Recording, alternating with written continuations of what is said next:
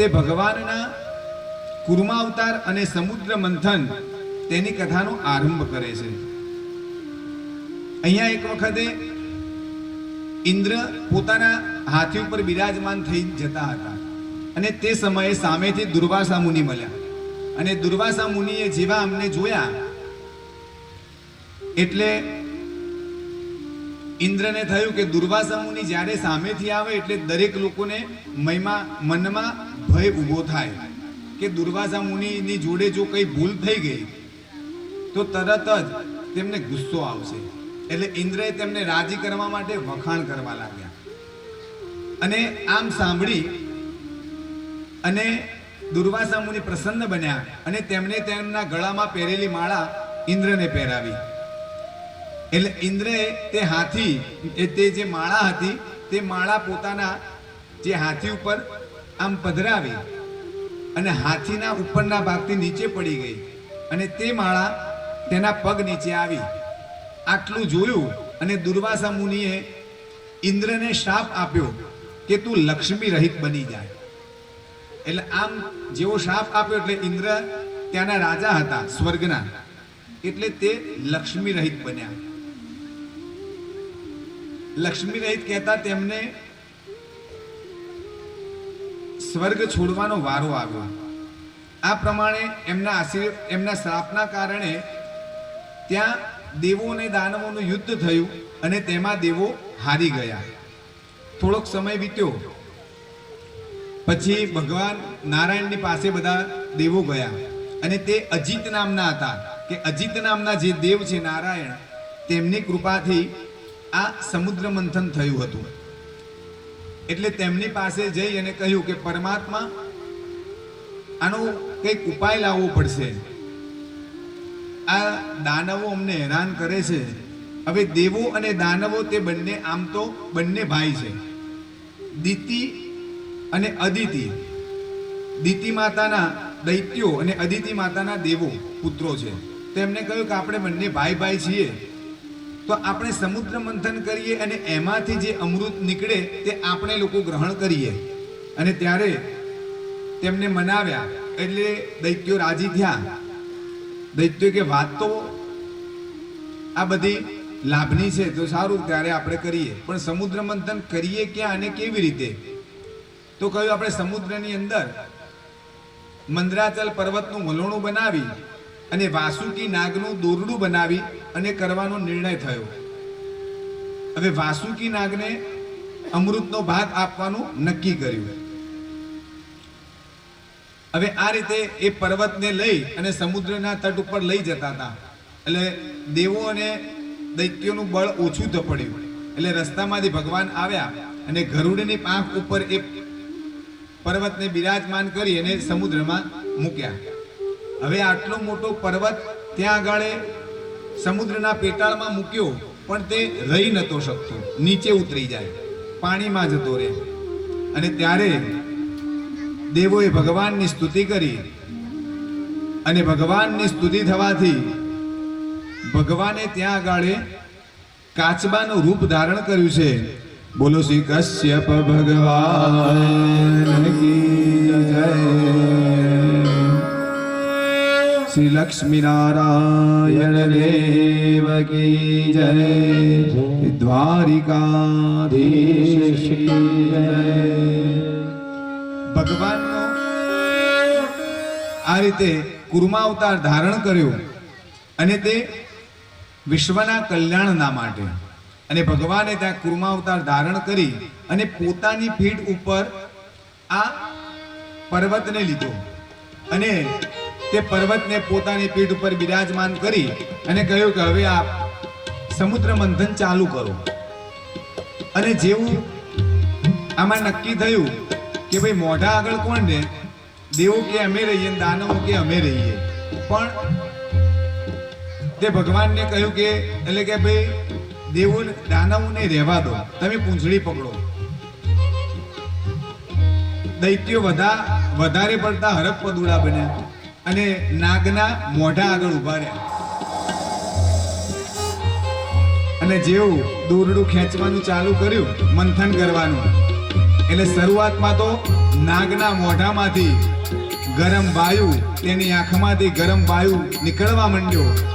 એને જે દાનવો હતા તેમના મોઢા કાળા થવા લાગ્યા, તેમનું શરીર બળવા લાગ્યું. અને આ બાજુ ભગવાન જે કશ્યપ હતા, હવે કાચબો તમે જોયું હોય ને તો એકદમ કેવું હોય, સ્થિર હોય. કાચબાનું આયુષ્ય મિનિમમ 100 વર્ષનું હોય. કોઈના ઘેર કાચબો હોય તો અથવા તો ક્યાંય હોય તો જોજો, મોટા થાય 100. એનું જીવન એકદમ શાંત પ્રિય હોય. અને જે વ્યક્તિ જીવનમાં શાંતિ રાખે, મગજ ઉપર બરફ હોય, તેનું આયુષ્ય સારું, લાંબુ અને નિરોગી થાય.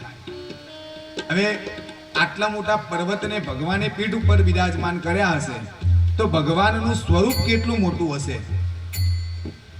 હવે જે આમ પર્વતને મંથતા હતા એ વખતે એમને અહીંયા ગલી જેવું થાય.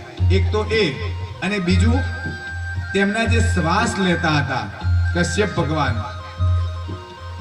એટલે જે શ્વાસોશ્વાસની જે ક્રિયા હતી એ અત્યારે આપણે સમુદ્રમાં જે મોજા આવે છે ને દરિયામાં, એ ભગવાન કશ્યપ, એ કચ્છપે જે લીધેલા શ્વાસ છે તે, અને આ પીઠ ઉપર જે તેમને ગલી થતી હતી એના દ્વારા જે હલનચલન થતું હતું તે એ મોજા અત્યારે સમુદ્રમાં આવે છે તે. આ પ્રમાણે સમુદ્ર મંથનનું આગળ કામ ચાલુ થયું. અને આ જે બળતા હતા અસુરો, તો તેમને શાંતિ આપવા માટે ભગવાને ત્યાં વરસાદ પડી અને તેમના દેહને શાંત કર્યા. અને પછી અહીંયા સમુદ્ર મંથનની અંદરથી બધા રત્નો નીકળવા માંડ્યા. લક્ષ્મી કૌસ્તુભ પારિજાતક સુરા ધન્વંતરી ચંદ્રમા ગાવ કામદુદા સુરેશ્વર ગજો રંબાદિદેવાંગણા અશવ સપ્તમ કસુરા હરિધનો શંખો વિષમ ચાંબુજે હસ્તાનીતિ ચતુર્દશ પ્રતિદિના કુર્વન્તુ વો મંગલા. સમુદ્ર મંથન કરતા કરતા સૌથી પહેલા અંદરથી ઝેર નીકળ્યું, કાળકૂટ ઝેર. એટલે જેવું ઝેર નીકળ્યું એટલે કે આ ઝેર પહેલા કોણ લે, દેવો કે દાનવો? એટલે આ ઝેર લેવા માટે કોઈ તૈયાર થયું નહીં. એટલે ભગવાનને પ્રાર્થના કરી કે ભગવાન હવે અમારે શું કરવું?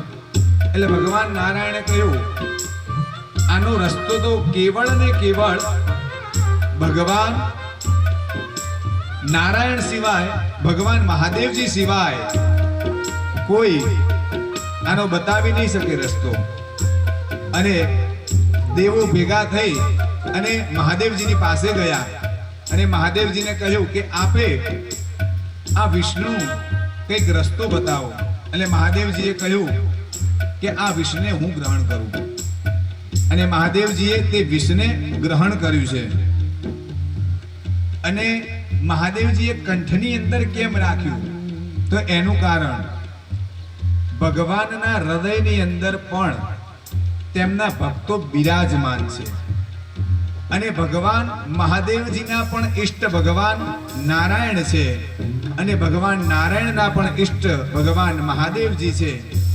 એટલે જો એ ઝેર ગ્રહણ કરી અને જો બહાર કાઢી દે તો સૃષ્ટિની અંદર આપત્તિ આવે, અને જો અંદર ઉતારી દે તો એમના હૃદયની અંદર બિરાજમાન ભક્તોને તે ઝેર ગ્રહણ કરવું પડે. માટે તેમણે પોતાનું વિષ પોતાના ગળાની અંદર ધારણ કર્યું અને ત્યારથી ભગવાન મહાદેવજી નીલકંઠ મહાદેવ કહેવાયા. બોલો શ્રી નીલકંઠ મહાદેવની જય. जीवन दिया तू दातार हो, जहर पिया जीवन दिया तू बना दो. आयो शरण तिहारी भूल तार तार हो, आयो शरण तिहारी भूल तार तार हो. कैलाश के निवासी हम बार बार हो, कैलाश के निवासी नमो बार बार हो आयो शरण तिहारे बोल तार तार तू ये आयो शरण तिहारी बोल तार तार हो ત્યારબાદ આગળ ફરીથી મંથન કરતા કરતા ઉચ્ચૈ શ્રવા નામનો તેમાં બીજા નંબરમાં પછી કામધેનુ ગાય નીકળી અને તે બ્રહ્મવાદી બ્રાહ્મણો ઋષિઓ લઈ ગયા. ઉચ્ચૈ શ્રવા નામનો તેમાંથી ઘોડો નીકળ્યો, તે રાજા બલિ લઈ ગયા. ઐરાવત હાથી નીકળ્યો અને તે હાથી ઇન્દ્ર લઈ ગયા. કૌસ્તુભ મણિ તે ભગવાન નારાયણે પોતાના આભૂષણ તરીકે સ્વીકાર્યો. અને પારિજાત નામનું કલ્પવૃક્ષ નીકળ્યું અને ત્યાં તે દેવ પક્ષની અંદર આવ્યા. અને સુંદર અપ્સરાઓ તે પણ દેવ પક્ષની અંદર બિરાજમાન થયા. લક્ષ્મી દેવી જેવા અંદરથી બહાર આવ્યા એટલે તેમણે બધાની સામે જોયું અને બધાની સામે જોઈ અને છેલ્લે તે ભગવાન નારાયણને વર્યા. શ્રી લક્ષ્મી નારાયણ દેવ કી જય. લક્ષ્મીજીનું પિયર કયું છે? સમુદ્ર, એટલે કે પાણી. એટલે ઘણી વખત એવું બને કે આપણે આપણી જે સંપત્તિ હોય ને તે સંપત્તિને પવિત્ર બનાવવા માટે અને તેનો વધારો કરવા માટે